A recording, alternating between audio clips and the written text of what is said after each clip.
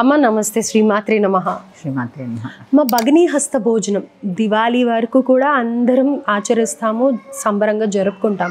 కానీ ఈ భగినీ హస్త భోజనం అనేది కొంతమందికి తెలుసు, కొంతమందికి తెలియదు. తెలియని వాళ్ళకి ఎలా ఆచరించాలి, అసలు ఏంటి దీని ప్రాముఖ్యత అనేది తెలియజేయండి. తప్పకుండా తెలియజేస్తాను. యాదేవి సర్వభూతేషు శక్తి రూపేణ సంస్థిత. నమస్తశ్యై నమస్తశ్యై నమస్తశ్యై నమో నమః.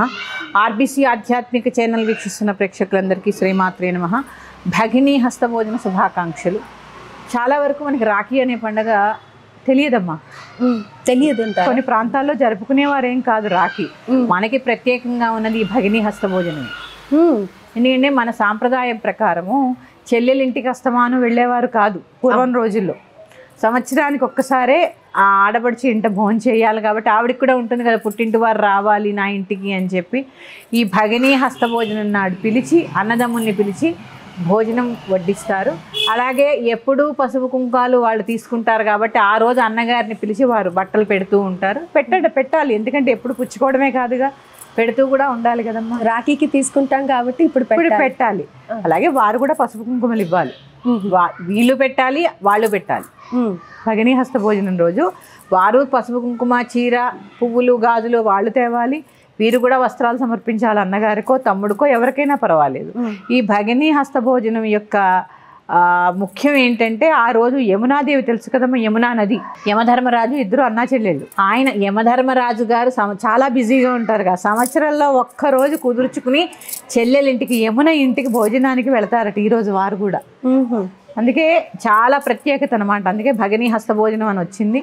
ఈరోజు భగినీ హస్తభోజనం ఎవరైతే చెల్లెలి ఇంటికి వెళ్ళి, అదే అక్క చెల్లెలి ఇంటికి వెళ్ళి భోజనాన్ని చేస్తారో, పిలవాలని ఏం లేదమ్మా. ఈరోజు భగినీ హస్తభోజనం అని మీరే గుర్తుపెట్టుకుని, ఎందుకంటే ఆడపిల్లలు 100 పనుల్లో ఉంటారు, ఒక్కొక్కసారి ఫోన్ చేయలేకపోవచ్చు. ఫోన్ చేయలేదని మానేయకుండా చక్కగా ఆ రోజు మీరే ఫోన్ చేయండి, నేను భోజనానికి వస్తున్నానని చెప్పండి. తను మర్చిపోయినా అబ్బా అన్నయ్య నన్ను గుర్తుపెట్టుకున్నాడు అనుకుంటుందిగా, చక్కగా ఫోన్ చేసైనా వెళ్ళి ఆ యొక్క అక్క చెల్లో యొక్క భోజనమో చేసి రండి. రైట్. అంటే చాలా మటుకు ఇది ఆడవాళ్ళు ఎక్కువగా ఆధ్యాత్మిక పరంగా ఆలోచిస్తూ ఉంటారు, ఇలాంటి వీడియోలు చూస్తూ ఉంటారు. మగవాళ్ళకి అంత తెలియదు కదా, కాబట్టి మరి చెల్లెలు ఫోన్ చేసి అన్నయ్య అని ప్రేమగా పిలిస్తే వెళ్ళడం ఒక అందంగా ఉంటుంది. అంటే పిలవాలమ్మా, పిలవకూడదని నేను అనట్లేదు. ఒకవేళ పిలవకపోయినా మానద్దని చెప్తున్నాను నేను. రైట్. ఎందుకంటే ఆ యమధర్మరాజు యమున దగ్గరికి పిలవకుండానే వెళ్తాడు. సర్ప్రైజ్ అనుకోండి. చాలా ఆశ్చర్యపడుతుంది అనమాట ఆవిడ. యమధర్మరాజు గారు వచ్చినందుకు చాలా ఆనందపడి రకరకాల పిండి వంటలు చేసి భోజనం వడ్డిస్తుంది ఆ రోజు. నేను అందరూ వెళ్ళండి భగినీ హస్తభోజనం. దానివల్ల ఏంటి, అన్నయ్యకి కానీ తమ్ముడికి కానీ చెల్లెల చేత్తో కానీ అక్క చేత్తో కానీ భోజనం తినడం వల్ల ఆడపిల్ల ఏ ఇంటికి ఆ ఇంటికి మహాలక్ష్మి. ఆడపిల్లని ఎంత గౌరవిస్తే అంత వృద్ధిలోకి వస్తారు, అంత ఆయురారోగ్యాలతో ఉంటారు అన్నదమ్ములు. ఇక్కడ ఏంటి అంటే ఆ యొక్క చెల్లెలు కానీ అక్క చేతి వంట కానీ తినడం వల్ల ఆయుర్వృద్ధి, యశోవృద్ధి, సంపద వృద్ధి అవుతుందని చెప్పి చేస్తారు. అలాగే పూర్వం అస్తమానం ఆడపిల్లలు ఇంటికి వెళ్ళి భోజనం చేసేవారు కాదు. అవును, అదొక నియమం ఉండేది. చేయకూడదని ఏం కాదు కానీ అదొక నియమం ఉండేది. ఇలా ప్రత్యేకమైన సందర్భంలో వెళ్ళి అందరూ వెళ్ళి భోజనం చేసి వస్తూ ఉండేవారు. అది ఒక సాంప్రదాయం అన్నమాట. ఆ రోజు భగినీ హస్తభోజనం చేయడం అనేది చాలా ముఖ్యము. చెయ్యండి అందరూ కూడా.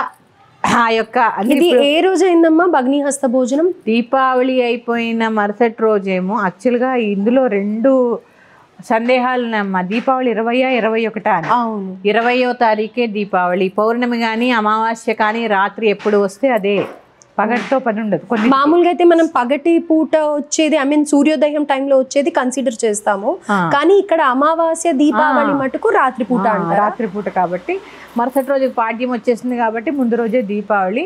2వ రోజు కూడా అమావాస్య ఉంది కాబట్టి 22 ఏమో బలిపాడ్యమి, 23 భగినీ హస్తభోజనం. 23 భగినీ హస్తభోజనం. అలాగే అమ్మ. సో ఆ రోజు ఈ భగినీ హస్త భోజనం అనే విధానాన్ని ఆచరించాలి. అలాగే అమ్మ, ధన్యవాదాలు. మరొక అంశంతో మీ ముందుకు వస్తాను. శ్రీమాత్రే నమః. స్వస్తి.